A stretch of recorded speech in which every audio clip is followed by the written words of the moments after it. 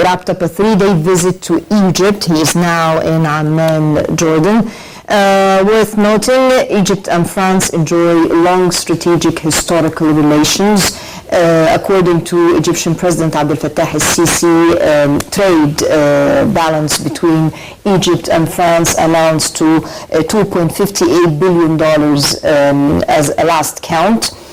During the 3-day visit, a number of agreements, 18 specifically, were signed, and MOUs worth $2.26 billion. This evening, with the distinguished panel, we'll be discussing what did we achieve from this visit and what are the follow-up plans. With us this evening to discuss this issue is Dr. Salah Nosseir, who is a research and development expert. A pleasure to have you with us. Yes, we. With us also this evening is Dr. Mohamed Halim, who is a political analyst. A pleasure to have you with us. Before we go into details, with us on the phone is Mr. Hassan Bahnan, who is advisor to the French Chamber of Commerce. Mr. Bahnan, can you hear us? Yes, I do. Good evening. Good evening. I know you've had quite a few busy days. If you can just sum up, give us a wrap-up of what you think was achieved in the 3-day visit. Yes, with pleasure. First, I can say that the visit of President François Hollande is described by almost everybody as a positive one, as a successful one, knowing that the French-Egyptian relations are strong at all levels. Yes. In the framework of this state visit by the French president, we, the French Chamber of Commerce, organized an economic forum yesterday that included around 600 businessmen from all sectors and French enterprises that came on with the official delegation of the president, amounting to something like 82 enterprises. I believe that the talks in Egypt included political, military, cultural, and of course economic issues. I won't talk about the 3 first ones, but I will go further into details about the economic ones. As I can say, the Egypt is important for France for many reasons. For its geographic position, being a crossroad between Europe, Middle and Far East, even through the Suez Canal, and especially Africa. So it's sort of a platform to export productions from here, either done locally or in joint ventures with France. Yes. Second, you have in Egypt 90 million potential consumers. And a point that I would like to mention is that it's enough to see what happened in the last 10 days to know the importance of Egypt. We had the president of Mauritania, we had the president of Togo, and then a United Arab Emirates high-ranking delegation, then the German vice chancellor heading a strong economic delegation, and Mr. François Hollande, the French president. So and the Saudi crown prince as well. And of course, the king of Saudi Arabia. King. Yeah. And all this shows the importance of Egypt. You mentioned it a few minutes ago. There were 18 MOUs, agreements, signed between the two sides. And I can go into details further if you like, or right now. Can you just give us the areas? There are agreements in which sectors? Yeah, there are intergovernmental agreements in the fields of urban transport, energy, renewable energy, the gas sector, the professional training, social protection, for health insurance, tourism, culture, and something that is, according to me, important, the preparation of an exhibition on the Suez Canal in 2018. Now, specifically speaking about the trade agreements, we have the financing of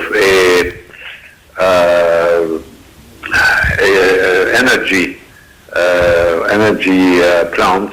A power plant. Power plant in Suez Canal. The Gulf of Suez, of 200 megawatts for an amount of 50 million euros, financing an electric control center, bringing gas to the low-class areas, 68 million euros, renovating the tramway of Ramses Heliopolis in Cairo, water treatment unit in Alexandria for 60 million euros, the Cairo Metro, which is one of the main ones actually, amounting to something like 11 billion Egyptian pounds. I believe that this is one of the most important ones that was signed. And the military and civil communication satellites. And the two last ones are the building a solar plant in Sharm el-Sheikh, 50 megawatt, and last the very sophisticated identity cards. This is with the Ministry of Interior, if I'm not mistaken. So these are globally the agreements that were signed, and it shows the importance of Egypt and the excellent relations prevailing between France and Egypt. So whenever we talk about especially agreements and MOUs, right here in this studio, a lot of people usually say, well, it's ink on paper. I mean, following the economic summit and different visits, people would come and they would sign MOUs and pledge to do this and that, and then it does not see light. Yes, you're absolutely right. I don't want to go back to last year's economic conference. The past is the past. Let's think of the future. I have one special word, which is the key word for success. It's follow-up. Meaning that all these agreements that were signed should be followed and not remain indoors, as they say. So I can't personally give any assurance about their outcome, but I am sure that if there is proper follow-up, we will reach the goals we have already set for within these few days. Before we wrap up, maybe I'd like to ask you concerns. I mean, you said you had representatives from 82 enterprises. Yes. The French enterprises or the French businessmen, are they concerned about the investment climate in Egypt, the business climate, the investment laws? What concerns do they have? By definition, of course, they would like to do business with Egypt, and the proof is their visit yesterday and the day before yesterday, and the talks they had many, many talks, and especially in our forum organized by the French Chamber of Commerce. I was witnessing the way they were, treating the different issues and going and talking to people and not just sitting and listening or watching the whole. No, there was very serious talks. They even had separate talks in other halls and rooms, definitely. But the one thing you mentioned, which is very true, is that it's not, I won't call it a fear, but there is some apprehension about some issues like bureaucracy in Egypt. Okay, let's be clear.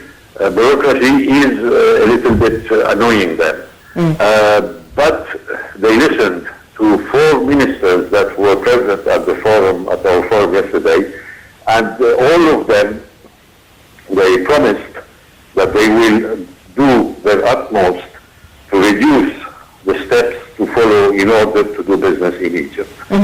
So, and they were convinced. I won't go into details, but they gave many, many different examples, and they gave rules and regulations they will put into force. So French, in general, French enterprises want to do business in Egypt because the costing, the present costing is favorable for doing business in Egypt. Mm-hmm. Mr. Hassan Mehnan, advisor to the French Chamber of Commerce, thank you very much for joining us, and we hope to see you in studio soon. Gentlemen, this is, in a nutshell, the wrap-up of the main developments. Maybe if we would add anything to that, then it would be probably some military cooperation between Egypt and France. How would you describe the visit? And maybe I can start with Dr. Salah. How would you see the visit? Well, in light of what you heard. yeah, I guess if you've asked a very good question, is how is it going to be, how are you going to be sure that it will be implemented? I mean, do we have any means to control the implementation, taking into consideration the fact that there is a difference between MOUs and agreements, and how committed are these agreements, who is to finance what, when, responsibilities, counterparts. Many questions can be raised along this path, and we have to be sure that we need to really get going. We cannot just keep standing still, signing agreements without having the implementation stressed. And how are we going to guarantee this? Do we have a committee joint venturing the process of transferring the know-how? That's number one, like Talat Harb has done it. And then in the indigenization process of what has been transferred, so that we can start really doing our thing. I mean, without that we will be always depending on what we can import once and again, whether it is the consumables or it is whatever. We need to be looking ahead so that those who would like to help us make sure that they are going to help us the way we end up doing things, and will become the springboard to Africa. Yes. We're, before it's too late for us to do this job, basically. Dr. Mohamed, how do you see it? Yeah, as it stands, the appearance of the visit actually seems to be very much fruitful, very much successful in almost every conceivable respect. Well, let us analyze first, actually, I mean, the way he was to be welcomed, actually, and treated here in Egypt, actually. The fact that vast amount of popularity and hospitality, actually, as much as a great deal of happiness, came to be very much indicative of what sort of happy fellow figures, actually, that would seem to be quite receiving him whenever he appeared for the first time. The fact that President François Hollande seems to be quite, at the very beginning, loving Egypt in every conceivable respect, very much having what you might call something in common with the Egyptian way of life, with the Egyptian people. Well, before going actually to the analytical approach actually of the visit, let us say that between Egypt and France, we have got something in common actually.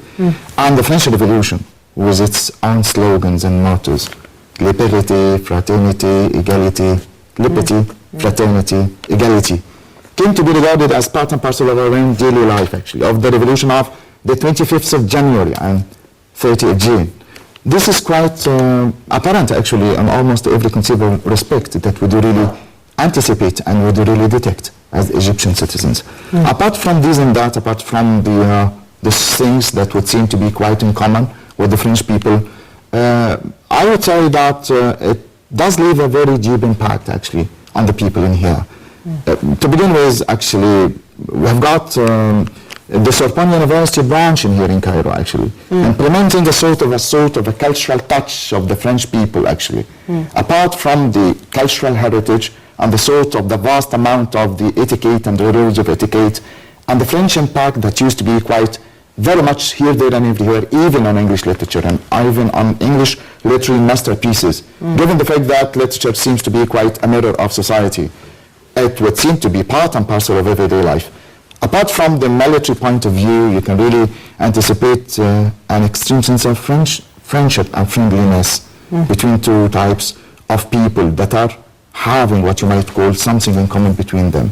The triangle that would seem to be quite very much responsible for the success and progress and almost in each single nation, which is education, has been eliminated in here, and then safety and security also seems to be quite part and parcel of the agreement.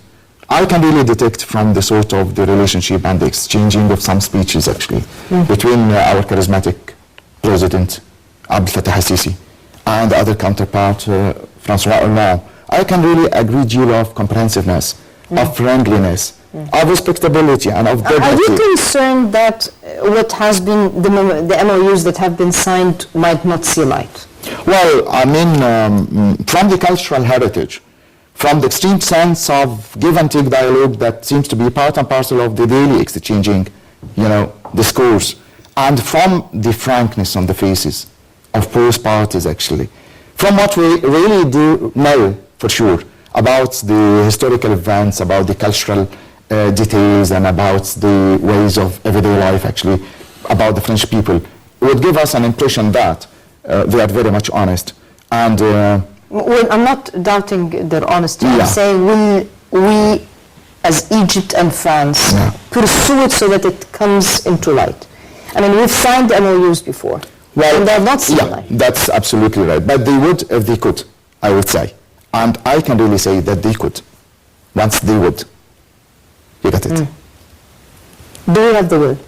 Well, Since you of said course, freedom, we do have the will. As much as I can really say that the French people, very much enthusiastic and very much frank and sincere and very much honest and very much keeping their own promise till the very end of their own daily life, actually. And don't forget the fact that by establishing these strategies and these companies and interfering every now and again within the Suez Canal, not only finding suitable chances for employment, for finding jobs, actually, for the vast amount of the unemployed youngsters and people. But in addition to that, actually, you can find that it would lead inevitably, actually, to the final disastrous end of the terrorist acts. The fact that President Francois Hollande was very much concerned in his own speech with our own charismatic leader, Abdel Fattah al-Sisi, about putting an end and actually finalizing all the achievements of all those terrorist actions and putting an end for the terrorism in the meantime. Given the fact that France was very much victimized at one stage since 1 year ago, actually a large number of explosives and very much massacred this account actually came to be regarded as part and parcel of the daily life of the French people.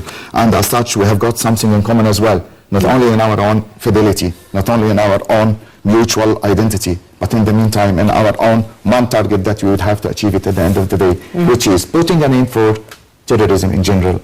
And I think that French President Francois Hollande was very much concerned of how massive and very much gigantic the role of Egypt in the Middle East as being one of the best among the rest of all the other Arab countries, as assuming the role of being a leader, that it would seem to be quite very much important, the role that it is going to play for putting an end for the terrorism in the Middle East.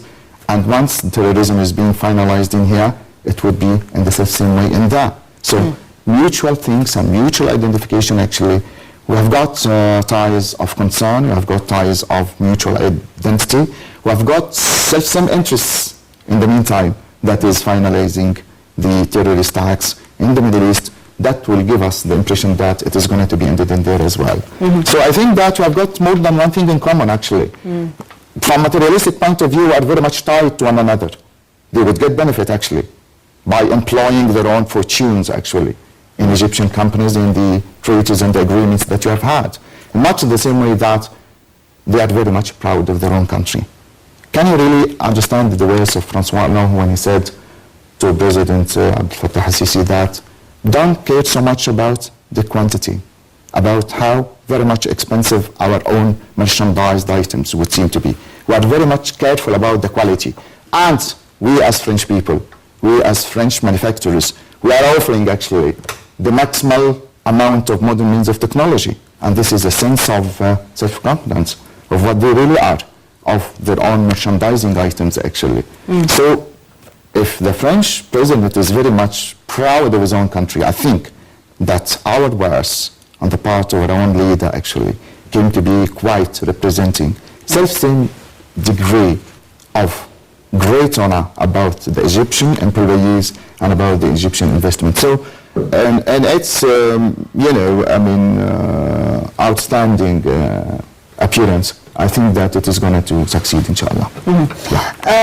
Mr. Nosseir, if we can go into details, it seems that there is quite a lot of emphasis not only on the energy sector, but in the development of the Sinai area with the Suez Canal and the solar power plant that will be done in Sharm el-Sheikh.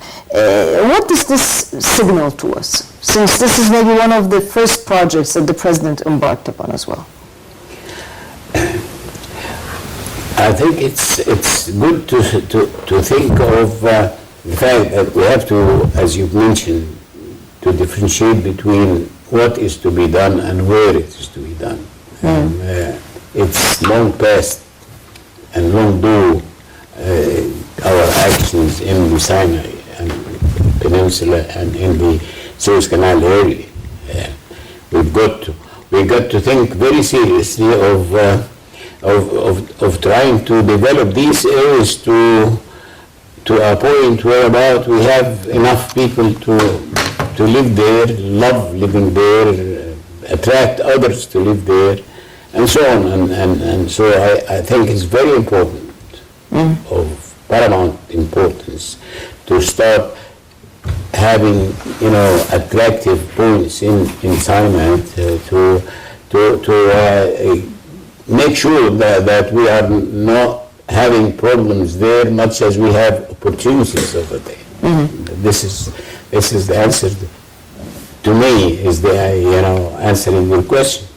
But the other point, whereabout when we think of what is to be brought in, we hate to be buying products. We hate to be producing products that we need to have something to import from outside. But it's when you look at, if we analyze the kind of MOUs that are usually signed, not just with France, but we had France, we had Germany, it's mostly service-oriented or the know-how. This is what you were always talking about, the really because when you build a power plant and you train people to operate the power plant, this is a know-how. It's not a matter of what was done in the past, unfortunately, which is just importing some goods and this is it, or taking loans or taking money. Do you see, as our methodology of cooperation, do you see it changing? Well, I see changing in words and in agreement, because MOUs at the end of the day, memorandum of understanding, is not legally binding in any way. It's just saying that we both have a common understanding of something by now, period. But to tell, unless the MOU itself has some operable mechanism to turn it into agreement. Well, if we take an example, for example, when you signed that you're an MOU for the development or the building of a solar power plant in Sharm el-Sheikh. I think, because we have a lot signed in energy, I understand this. Or the tramway, and it has been specified, the tramway that is in Heliopolis and the vicinity. You have another MOU in the implementation of another phase in the Cairo Metro, which is really a continuation, because we've had the French cooperation in the Cairo Railway or Metro since the inception of the idea. Well, to me, I'm an engineer. I'm a pragmatic person. Let's see how it's going to be down into earth, down to earth, to the point that we can implement it. When are we going to implement it? How are we going to implement it? Why am I going to implement it now and pay money for it? How is it going to make a return and when? And how many persons or employees can be there? And how, most important, is how am I going to be going on without depending on others? Otherwise, we're always going to be begging somebody. But the examples I just used, these are examples of dependency on others, or I mean, when you develop a railway, a metro line, or a water sanitation plant, water treatment plant, or a solar power plant, or even other power plant. How is this? Well, I think hit me here. The way I see it is that, am I going to get this, whatever it is, it's a train, metro, whatever, am I going to get it and get my people to be trained to do it? Okay? Or am I going to be depending on you to have any of the consumables, say a bolt and a nut, for it to keep going? Or am I going to be... You're the engineer, you tell us. In the examples we stated right now. I'm saying if it is up to me, which is, I'm trying my best for years now to do it, and we are about to do it, the fact is not only thinking of a project, I have first to think of a project that is having a good return, properly tell me. Well, most of those projects we need. It's not a matter of return. These are urgent projects. Great. I'm going to say that now, gentlemen, we would like to have you give us not only the know-how to bring it and transfer it, or operate it and maintain it, corrective maintenance and protective maintenance, both. Over and above that, I need to know how to manufacture the consumables. The consumables, by the consumables I mean that the bolts and nuts that by time they need to be replaced. And this would minimize the what we call it protective maintenance. Over and above the fact that I evade corrective maintenance, because corrective maintenance meaning that something all of a sudden happens, and until I do it quite, sometimes very urgent. It has to be done urgently, otherwise something bad happens. Like, for example, metro stops or whatever, and then other metro coming, so I have to have signals, and I have. But this is already in place. In place, yes. I'm saying... We're expanding the line, we're introducing... Fine, but I'm saying now, I need to have the know-how that is enough for me to produce whatever is needed for this. Not only that, but also whatever can make me produce whatever it is to transfer that know-how to African nations, for example. And I can negotiate with the manufacturers the fact that we are closer, we have, closer in many, not only geographically, but in many ways, go ahead and keep going, producing something more, and let me take whatever you have, and then I start what we call horizontal expansion rather than vertical integration, is the fact that I can transfer that know-how to other countries. Then I'm starting to transfer my status from a utilizer of the technology to a producer of not necessarily latest type of technology, but the regular type of technology. Like for example, now milk, say example, pasteurized milk, or get a train, or this is not new technologies. So it's an old technology, and we better have it such that we transfer it to the point that we become producers. We need to get to this point. First, we got to have to the point where we're self-sufficient in utilizing this, upgrading the system, expanding the system, and then transferring the know-how, with them getting something for their patents, if there is any patent. We join forces, but let's join the march of being productive. not just utilizing. You see my point? Yes. Have I explained myself? Yes, I understand. I understand your concern. Crucial. Otherwise, we're always going to be begging. And not only that, we're always going to be having unemployment at rates which produces social problems. Yes. And this I cannot underscore what I'm talking about as of its importance for us to keep on going ahead and having our think tanks to produce what is beyond what we have. This is also another. If I can take a bit to the cultural side, and one of the things that Mr. Hassan was saying is that in the pipeline is a preparation of an exhibition in the Suez Canal for 2018. Egypt and France will enjoy long historical and cultural ties. Absolutely, yeah. And we are facing a serious issue of misconception and stereotypes pertaining to this part of the world, not just Egypt, but Egypt, the Arab world, Islam, the essence of Islam, for example. Can this cooperation, can France be our partner in shedding light on what Egypt is about, what the Arabs are about, what Islam is about? Can it be like the minaret? Absolutely, Not just in Europe, but in the West. In the West, right.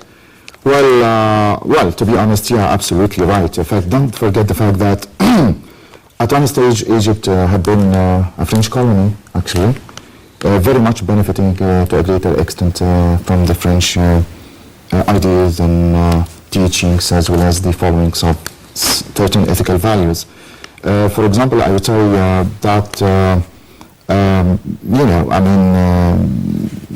the Rosetta Stone, actually, and the deciphering and the decoding, actually, of the ancient hieroglyphic Egyptian writings, actually. All I would like to say, actually, that the French people have had a first-hand knowledge, actually, of what the infrastructure of the Egyptian people are. This is very much important. They've had a first-hand knowledge during the course of the past, in much the same way that Francois Hollande is trying to rejuvenate that sort of direct contact and prosperous gaining, actually, from the land of mystery, from the land of culture, the land of civilization, the land of almost everything prosperous. Those people are very much intelligent enough, actually, as much as to think of investing their own fortunes, actually, in Egypt. Egypt seems to be quite the land of promise, actually, of the present time situation, and the expansion of the Suez Canal, the way it has been done, actually, would seem to be quite a very prosperous target, actually, to be initiated and to be implemented, actually, on the part not only France, but almost all the European world, actually. They are keeping an eye on Egypt, on Egyptian territories, on Egyptian infrastructure, actually, and even of the Egyptian people as well. They know them for sure. They know what's what and which is which, and who is who about the Egyptian people, who they really are, actually. That's why investing, actually, such an extreme amount of money on the part of the French authorities and governmental distinctive circles wouldn't seem to be quite a waste. They know their own target, they know their own way, and the mutual identification between the Egyptian part as much as the French and the other, I think, would not come to no avail, would not fail at the end of the day. It would reach its own target. It would reach to its inevitable destiny, actually, which seemed to be quite very much prosperous at the time being. That is absolute success. Not only success from an economic point of view, but also on a military aspect, actually, and from the cultural heritage. As I've told you at the very beginning that, the French people have had a first-hand knowledge about the Egyptian heritage and the Egyptian cultural ways and the principles of etiquette as well. During the early years, a couple of hundred of years ago, actually, they have had what you might call the ins and outs of the Egyptian infrastructure and the land. And as such, they are coming to a land that they know it inside out. They are not wasting their own time. But how can we use this bondage to shed light on things here? Well, let us not forget we are at a war with the media. Yeah. The media is it's misinforming Absolutely. To put it diplomatically. It's really putting the wrong pictures in people's minds. How can we make sure that we can partner with someone like France, who, as you said, has its own discoveries in Egypt, to correct this, to correct image, to portray the right image to the people? Right. Well, I think by striking a very good example, not only for France, but for the West, for all the Western world, actually, that we are ideal figures, actually, in the real sense of the word, that we deserve our own land, that we deserve our own cultural heritage, that we deserve the pyramids, we deserve Sinai as much as we deserve the Suez Canal, actually, immediately after its own wide expansion. I think that we would have to put an end for the terrorist acts and terrorism, actually, internally first, establishing our own deeply rooted heritage, our deeply rooted cultural details and civilized word, the sort of the word that had once been known as the best among the rest, actually. We have with us on the line Mr. Hassan Behnan. He wants to comment. We actually will be having him on the line. There's a technical problem. Gentlemen, one of the issues that we are also cooperating with is the health sector. Health. We have signed an MOU in the field of social protection, especially when it comes to health insurance, and this is really one of the issues which we are suffering from, quite frankly, and France has a very, very strong health system, and Egypt has really knocked on the Canadian example and now the French example in this. Do you think, how do you envision us moving forward in this field, since really the health insurance is quite an expensive sector, and yet we have to put some kind of a strategy as per our constitution? First, may I make a comment about what you were discussing a moment ago and then come to this point, is the fact that I remember one time when I first, started these dialogues, when I went to the West and lived in the West, is the fact one American I always remember telling me, you guys don't know how to win the battle with us. And I always remember when this is brought up, the fact that you leftists think that our roots belong to the Greeks. If you are to come and tell us that the Greeks got their, culture from you, and convince us of the process and what it is, then and only then we are going to be thinking of you as the roots, and we are to protect you. This, to me, I always remember, because true, I mean, the Greeks, when you go and read there, it talk about the Romans and before the Greeks, and thinking of the Greeks, and come back to Plato, and Socrates, again and again and again and again. Well, my God, they took all that from us. This is a fact. If we are to like the book of the dead, and whatever, because this came well before, maybe two centuries, or 2 centuries, no, much more than that, about 10 centuries before the Greeks started. If we're going to tell them, here we are, which I proposed at one time, let this be in our constitution, and then we start doing this and making our people know how to deal with this problem and keep knocking right until they know that this is a fact. Right. No one is going to tell us that he had constructed our pyramids any no longer, because the history will be known that they came well after this had happened. Well, and at this point, I stop and come to your... I've been in Britain actually for quite about 15 years ago. I'll cut you for a second, because we have on the line Mr. Hassan Behnan. He wants to comment. Mr. Hassan, can you hear us? Yes, thank you. You have a comment. Yeah, I just wanted to comment on what your distinguished guests were saying, particularly Dr. Salah Nosseir, who mentioned if these agreements will be implemented or not. I just want to assure you that at least 3 of these MOUs or agreements are loans by the French Agency for Development, which in French is Agence Française de Développement, concerning the Gulf of Suez plant. It's for 50 million euros, and the other one is the Electrical Control Center for 50 million euros. These are loans. And the gas to be installed in the low-class areas for 70 million euros. So this is one point. So this will be done. The agreements have been signed. These are agreements, not MOUs. The second one, in 2 words, is the cultural issues. You mentioned the projected exhibition on the Suez Canal in 2018. I would like just to say that President François Hollande, during his visit, after visiting the citadel, he took a walk in the streets of Cairo.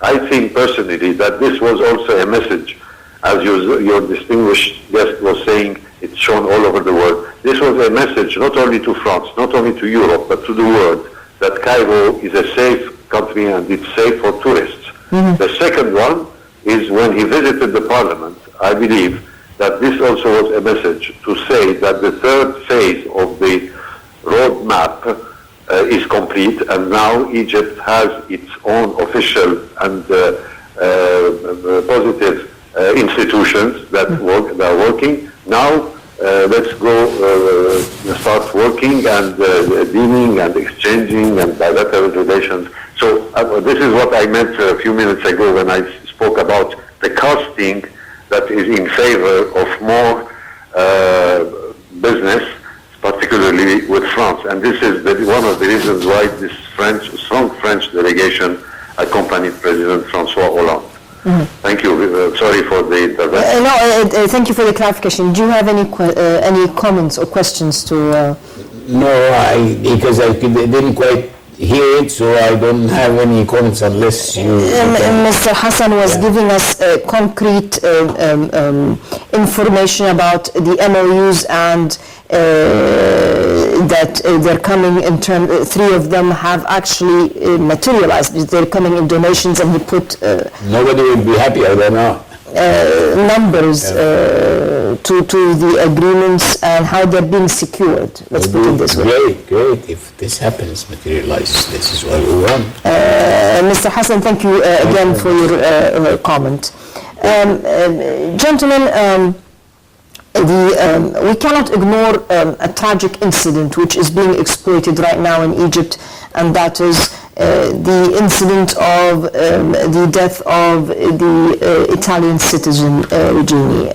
President François Hollande had strong comment, very, very strong comment pertaining this issue that in his point of view a single incident should not be used to destroy relations between nations. Your comment? I think this would be great if he convinces his people, not just the French people, but the Europeans, when the European Parliament, when he had read it, this is, he has to speak with the European parliaments and convince them of what he said. This would be great if he can do that. That's one, if you, my comment, but let me talk about some question you've asked me about the health. Yes, but we have 2 minutes left. Please. Okay, with the health, I'm quite hopeful if we have the instruments they know that are based on the latest technologies, because this can make the process speed it up to a point where the insurance would not be that problem. So, your final comments? Yeah, actually, if these words were to come from a man of the prestigious existence and atmosphere as much as Iran is, the 5th largest nation actually in the world that obtains the veto right to say yes or no whenever it would go. And as such, actually, I think this is to our own interest, actually, as the Egyptian people, as our presidential authorities, as much as our own political decisions, actually. So I think that the final outcome, actually, of this visit would seem to be, in every conceivable respect, in the interests of the Egyptian citizens, as much as clarifying the issue of the situation of Egypt as the land of peace, actually, apart from any sort of misconcept or ill treatment, actually, on the part of other European countries outside. Dr. Salah Nosseir, research and development expert, a pleasure to have you with us. Dr. Mohamed Abdel Halim, political analyst and professor of English. That pleasure is mine. Pleasure to have you with us. I'd like to thank you both for your fruitful input. I'd like to thank you, the viewers, and we'll see you same time next week. Until then, good night.